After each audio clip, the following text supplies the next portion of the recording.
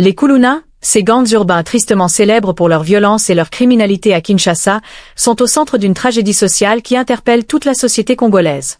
Au cours de la dernière décennie, les autorités congolaises ont lutté contre ces jeunes délinquants qui terrorisent les quartiers, semant le chaos avec des actes de banditisme, de vol à main armée et même de meurtre. Mais récemment, une campagne gouvernementale visant à nettoyer la ville a suscité de vives controverses et soulevé des préoccupations quant aux droits de l'homme. Selon des sources locales, environ 50 000 Kuluna auraient été tués à Kinshasa au cours d'opérations sécuritaires menées par la police et les forces armées. Ces interventions, justifiées par les autorités comme une réponse aux appels croissants pour la restauration de l'ordre public, ont été dénoncées par des organisations de défense des droits humains qui pointent du doigt des exécutions extrajudiciaires, des détentions arbitraires et un usage disproportionné de la force. Le phénomène des Kuluna est profondément enraciné dans le tissu social de Kinshasa.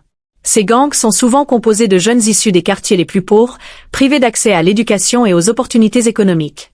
L'absence de structures d'encadrement, combinée à la marginalisation sociale et à la pauvreté endémique, a conduit de nombreux jeunes à se tourner vers la délinquance comme mode de survie.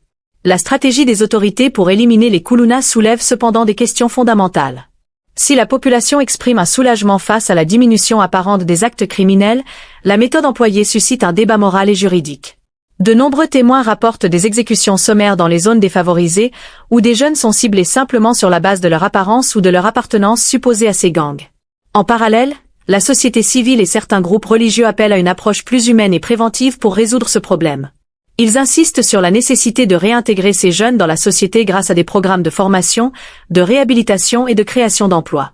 Cette solution durable pourrait non seulement désamorcer la violence, mais aussi offrir un avenir meilleur à une jeunesse désorientée. Sur le plan politique, l'opposition critique également ces opérations, y voyant une instrumentalisation de la lutte contre l'insécurité pour étouffer toute dissidence et asseoir le pouvoir en place. Les rapports des ONG soulignent également le manque de transparence et de suivi des actions des forces de l'ordre, alimentant des inquiétudes quant à la mise en œuvre de cette politique de sécurité. Dans un pays déjà fragilisé par des conflits internes et une économie instable, ces événements accentuent davantage la fracture entre les autorités et la population. Ils reflètent une crise multidimensionnelle qui ne pourra être résolue sans une refonte globale des priorités nationales et une volonté réelle de combattre les inégalités structurelles.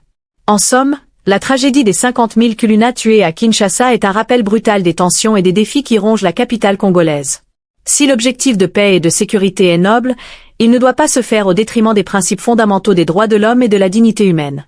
Une solution véritablement inclusive et humaine est essentielle pour construire un avenir stable et prospère pour Kinshasa et pour l'ensemble de la République démocratique du Congo.